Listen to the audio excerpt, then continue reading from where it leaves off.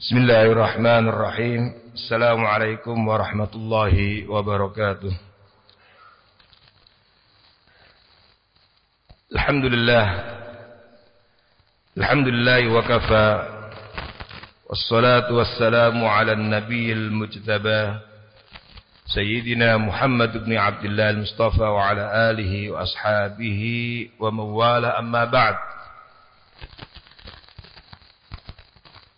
فقال تعالى في كتابه الكريم أعوذ بالله من الشيطان الرجيم يا أيها الناس اتقوا ربكم الذي خلقكم من نفس واحدة وخلق منها زوجها وبث منهما رجالا كثيرا ونساء واتقوا الله الذي تساءلون به والأرحام إن الله كان عليكم رقيبا صدق الله العظيم.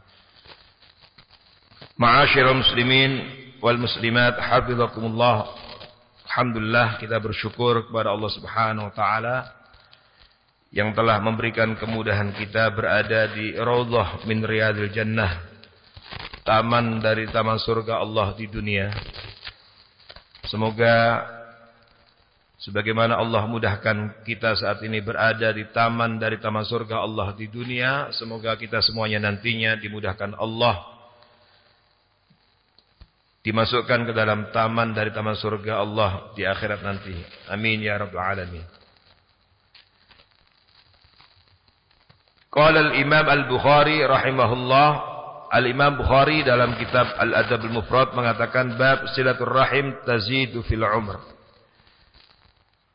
Silaturrahim menambah umur. Di dalam bab ini al-Imam al-Bukhari menampilkan dua hadis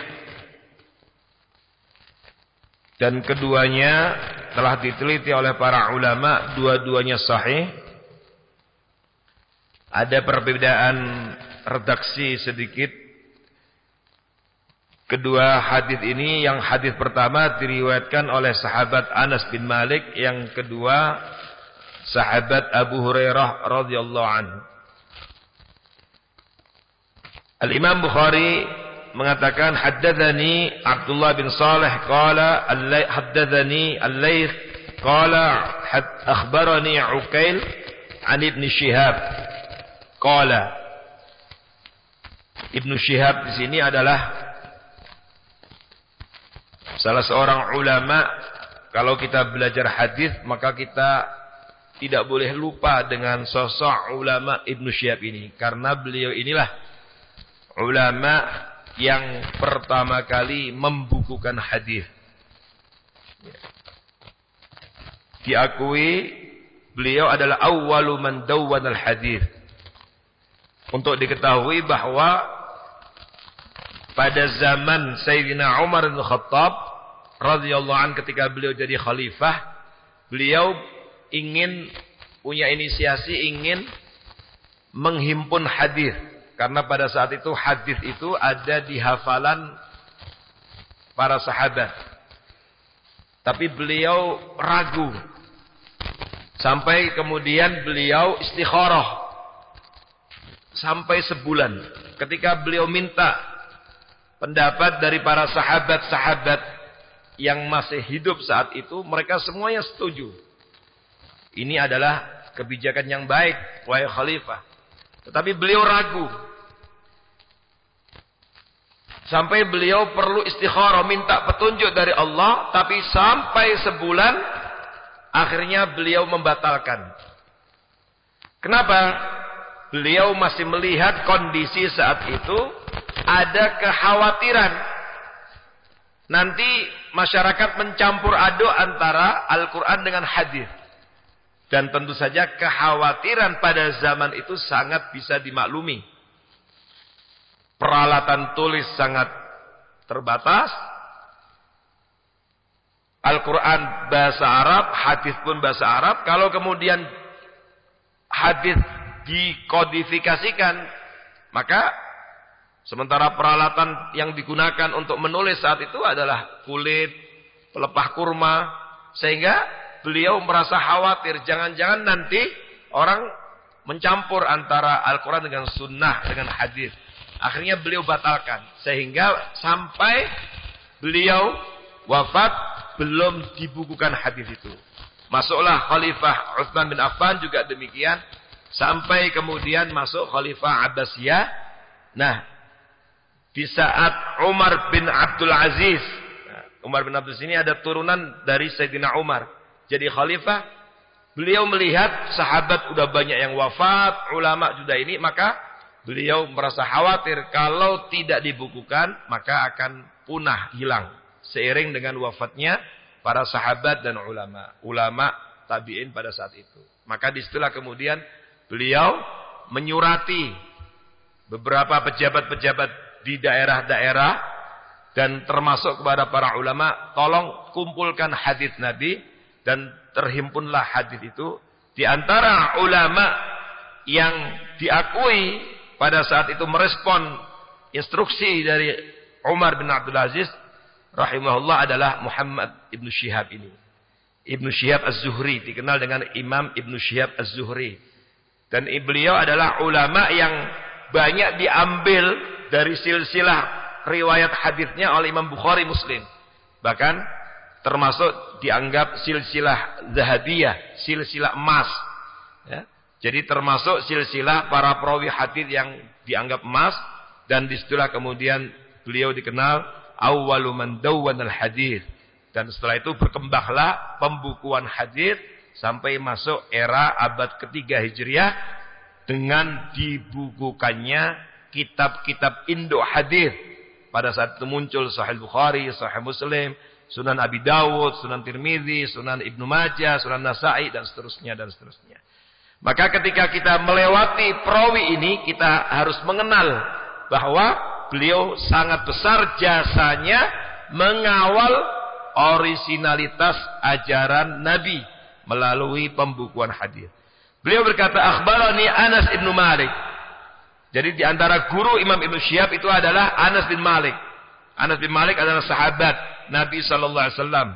Dan ini sosok yang luar biasa, perlu kita teladani.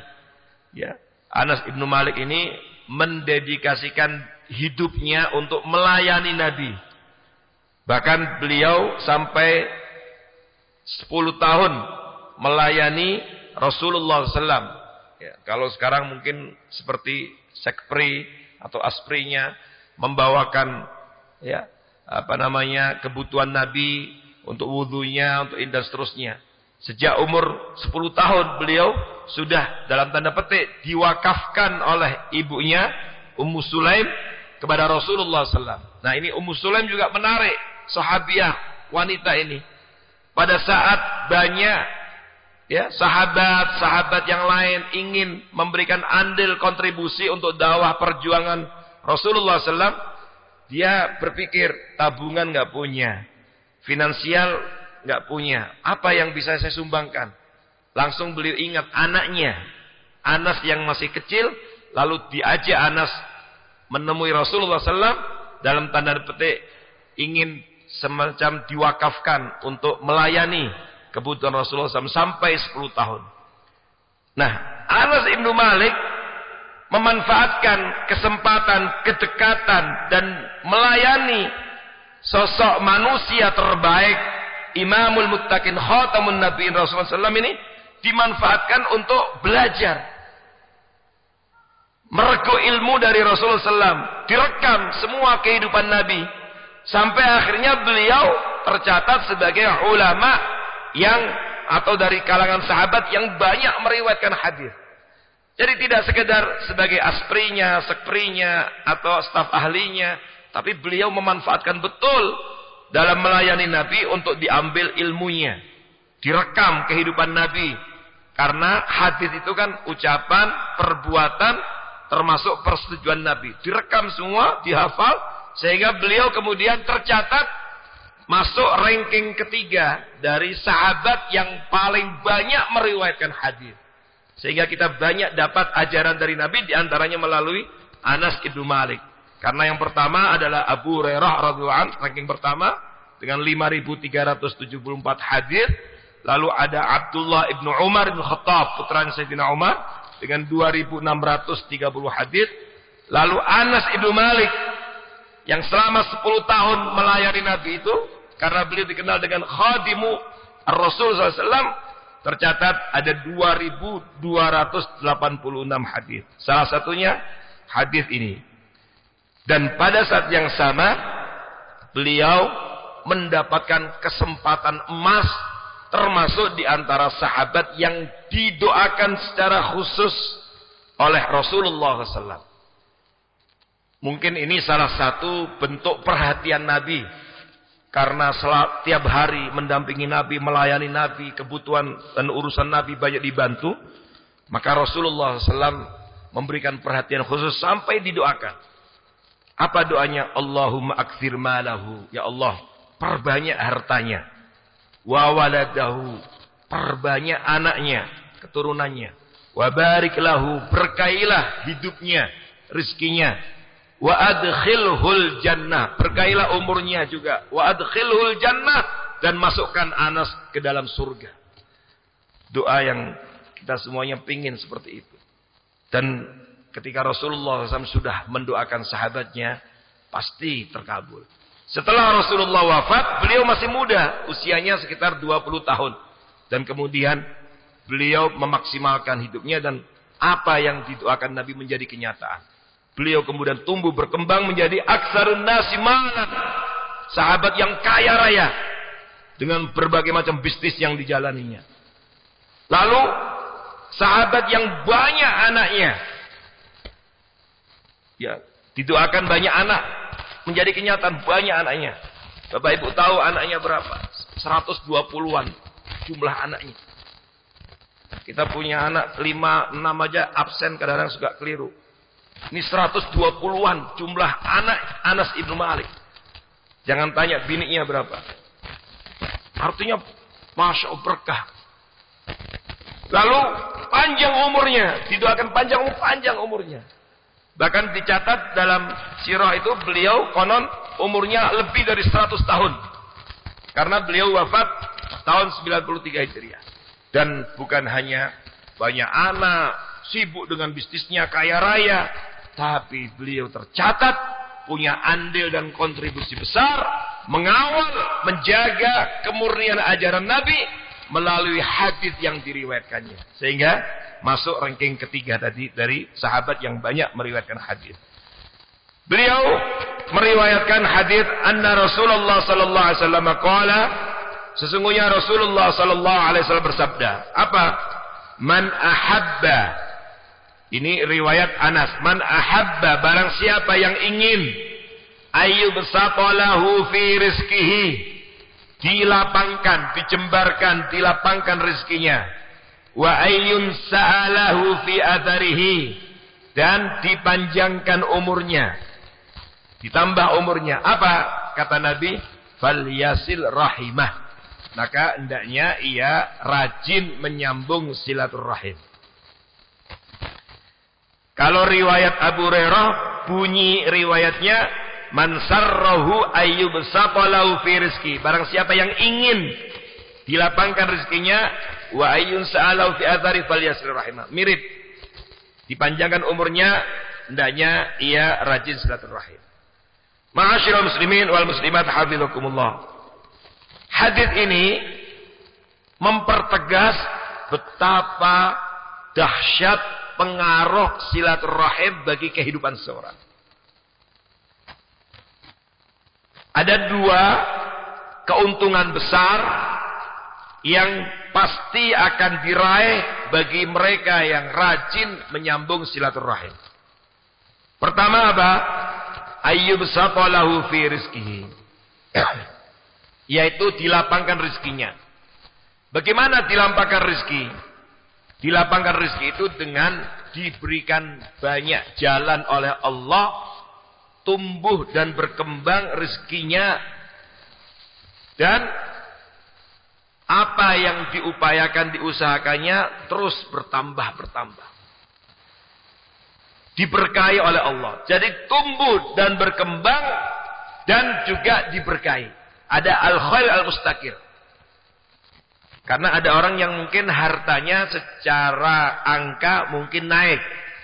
Kekayaannya secara kuantitas mungkin bertambah. Tapi tidak membawa kebaikan. Nah, itu bukan berkah. Tapi yubsata lahu fi rizqihi, kata para ulama, buah dari rajin silaturahim adalah tumbuh dan berkembang, dilapangkan rezekinya dan membawa kepada kebaikan. Itu yang disebut dengan barokah. Karena ada al-khair al-mustaqir. Makanya kalau ada seorang bertambah kekayaannya kok tidak membawa kebaikan, itu sesungguhnya bukan nikmat, harus diwaspadai. Jangan-jangan itu malah nikmah. Ada nikmat pakai ain, ada nikmah. Nikmah itu bencana. Yang dalam bahasa hadis yang lain, sebagaimana disampaikan Rasulullah SAW dalam hadis yang diriwayatkan Imam Ahmad dalam musnadnya dan yang lainnya termasuk Al-Hakim, itu yang kemudian dikenal dalam istilah yang disampaikan Nabi istidraj. Dan ini harus diwaspadai. Jangan malah disyukuri. Itu apa? Rasulullah sallallahu bersabda, ya, innallaha, ya. Jadi jika idza ra'aitallaha, kata Nabi, jika engkau melihat Allah yu'til 'abda, Allah memberikan kepada seorang hamba, siapapun dia, apakah individu, apakah keluarga, ditambah, diberi oleh Allah ma yuhib minat dunia, apa yang diinginkan dari dunia dikasih oleh Allah, tapi ala ma'asihi, di atas maksiat-maksiatnya kepada Allah, durhakanya kepada Allah. Maka kata Nabi, wa dzalika huwa istidraj. Maka yang demikian itu bukan nikmat, tapi itulah yang disebutkan istidraj. Lalu Nabi membaca ayat dalam surah Al-A'raf, falamma nasu ma dzukkiru bihi fatahna 'alaihim abwaaba kulli syai' hatta idza farihu bima utu akhadnahum baghtah fa idahum mublisun. Maka ketika mereka lupa, lalai, diingatkan oleh nabinya, rasulnya, ulama, kiai, orang yang mengerti agama mengingatkan, tapi kok tetap dalam durhaka, tetap dalam kezalimannya, tetap dalam kemaksiatannya. Apa kata Allah? Fatahna 'alaihim abwaaba kulli syai'. Kata Allah, justru terkadang Allah malah buka pintu-pintu dunia. Sehingga dikasih harta yang diinginkan, dikasih. Semua yang diinginkan dunia dikasih. Sampai pada puncak kebahagiaannya, hatta idza farihu bima utu, kok tetap lalai. Puncak keberhasilannya, kesuksesan urusan dunianya kok tetap lalai. Durhaka, maksiat pada Allah. Akhadnahum baghtah. Baru kemudian Allah timpakan kepada mereka baghtah, timpakan azab, ya, bencana, tiba-tiba, tidak pernah diprediksi, tidak pernah, ya, ada dalam benaknya. Tiba-tiba ada masalah yang serius dalam hidupnya, keluarganya, atau urusan hartanya dan seterusnya. Maka kemudian faidah mublisun, baru dia sadar ternyata selama ini salah dalam mendapatkan harta itu. Apakah caranya dengan cara yang haram atau yang lainnya. Nah, inilah yang disebut dengan istidraj, tumbuh berkembang tapi bukan dalam kebaikan. Tapi kalau dalam hadis ini, buah hasil dari silaturahim adalah tumbuh dan berkembang dan dalam balutan barokah. Yubsata lahu fi rizqihi. Yang kedua, wa ayyun sa'alahu fi atharihi. Nah, ini yang kita semuanya ingin, yaitu apa? Dipanjangkan umurnya. Bagaimana maksud dari panjang umur itu? Pertama, maksud dari panjang umur, kata sebagian ulama, husulul quwwah fil jasad. Allah berikan kesehatan, jadikan sehat walafiat dalam fisiknya. Sehingga ada orang yang mungkin seusia dia sakit-sakitan, tapi dia sehat walafiat. Karena rajin silaturahim. Ada orang yang seusia dia sering bolak-balik masuk rumah sakit, tapi dia sehat walafiat. Allah berikan kekuatan dan berikan nikmat sehat walafiat dalam jasadnya. Itu bisa masuk yunsa'alau fi athari. Sehingga apa? Asli yunsa'alau fi athari itu, Bapak Ibu, arti aslinya adalah diakhirkan ajalnya, ditunda aslinya. Itu yang kemudian dimaknai sebagai panjang umur. Yang kedua, al-barakah fi umrihi. Ini berkaitan dengan kualitas umurnya. Kan yang namanya usia manusia itu terbatas. Dalam kamus bahasa Indonesia, umur dengan usia itu disamakan definisinya. Tapi kalau dalam bahasa sebagian ulama, ada yang membedakan. Umur itu berkaitan dengan kualitas hidup. Nilai kebermanfaatannya. Tapi kalau usia itu berkaitan dengan angka. Ada orang yang mungkin usianya di dunia ini hanya 45 tahun. Tapi diberikan Allah berkah. Bapak Ibu tahu penulis Riyadhus Shalihin Imam Nawawi hidup di dunia hanya 45 tahun. Yang punya Arba'in Nawawi, punya Riyadhus Shalihin, termasuk yang mensyarahi hadisnya Sahih Muslim, banyak sekali kitab-kitabnya. Di dunia umurnya hanya 45 tahun. Tapi hingga hari ini Allah berkahi. Hampir di semua negara, mazhab apapun menerima Riyadhus Shalihin itu, dikaji, dibaca di masjid, dipelajari. Arba'in Nawawi dihafal. Sahih Muslim dirujuk penjelasan Imam Nawawi.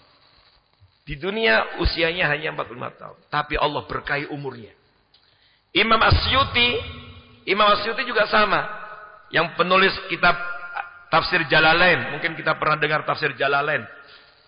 Ya, juga penulis kitab Ad-Durrul Mansur fi Tafsir Bil Ma'thur. Itu usianya enggak panjang di dunia, tapi Allah berkahi umurnya. Beliau selama hidupnya menulis 700 judul kitab, buku. 700 judul buku.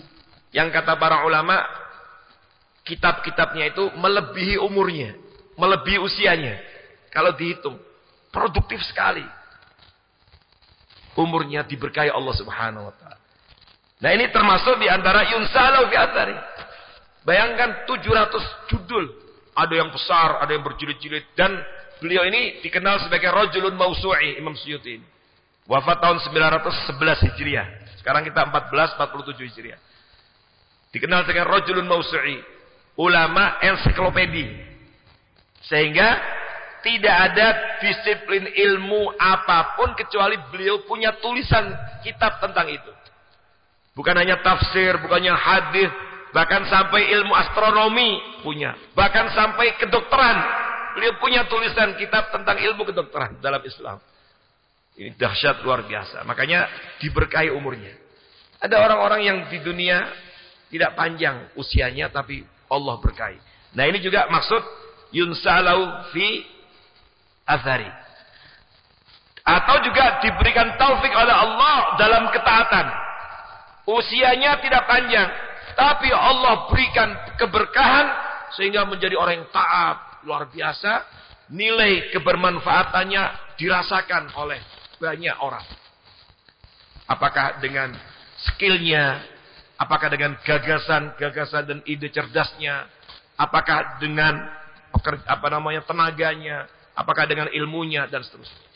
Nah, ini juga termasuk yunsa'alahu fi athari. Makanya salah satu doa kita kalau minta panjang umur itu tidak sekedar minta panjang umur. Maka di antara yang kita minta kepada Allah, Allahumma ja'alna mimman tala umruhu wa hasuna amalu. Ya Allah, panjangkan umurku, jadikan kami termasuk orang yang panjang umurnya dan baik amalnya. Wala taj'alna mimman tala umruhu wa sa'amalu. Jangan kau jadikan kami termasuk orang yang panjang umurnya dan buruk amalnya. Apalah artinya panjang umur tapi buruk. Nah, inilah kenapa luar biasa dahsyat silaturahim, karena dia memperpanjang umur, menambah umur. Menambah umur termasuk diantaranya menambah kualitas hidupnya. Sering bertemu dengan orang, sering berbagi ide, sering berbagi gagasan, sering menolong, sering ini ya. Itu termasuk diantaranya makna dari yunsa'alau fi athari. Sehingga dia mengisi usianya atau hidupnya itu dengan hal-hal yang membawa manfaat bagi dirinya dan bagi orang lain.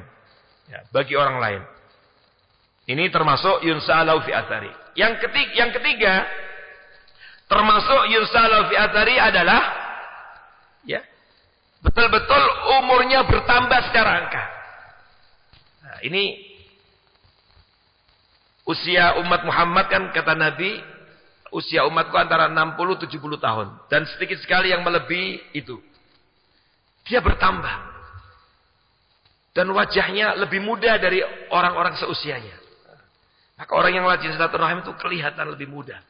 Ya, makanya bapak-bapak saya lihat rajin silaturahim lebih muda 3 hari.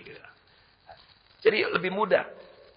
Coba ada orang, saya pernah ketemu salah seorang yang mungkin kalau orang ketemu juga hampir sama memprediksi umurnya. Paling dia 40 tahun. Enggak taunya dia udah 65 tahun. Ternyata betul hampir semua keluarganya itu merasakan sering dikunjungi silaturahim. Nah, kalau rajin silaturahim rasa. Mungkin ya pensiun tidak bisa dihindari, kadang pensiun. Tapi kelihatan fisiknya masih ini, masih energik, masih kreatif, masih semangat dalam beraktivitas. Wah, nah itu bertambah umur secara hakiki. Terakhir, termasuk di antara yunsa'alau fi athari adalah maknanya zikruhul jamil ba'dal maut. Yaitu sering dikenang sepanjang masa kebaikan-kebaikannya setelah kematiannya. Orangnya sudah wafat sekian ribu tahun, tapi hingga hari ini masih terus mengalir doa-doa kebaikan. Seperti Rasulullah SAW, para sahabat radhiyallahu anhu. Selalu kita mengalir doa radhiyallahu anhu. Tadi ulama-ulama yang kita sebut diantaranya Imam Bukhari yang kita pelajari kitab Adabul Mufrad, Sahih Bukharinya. Selalu mengalir doa rahimahullah.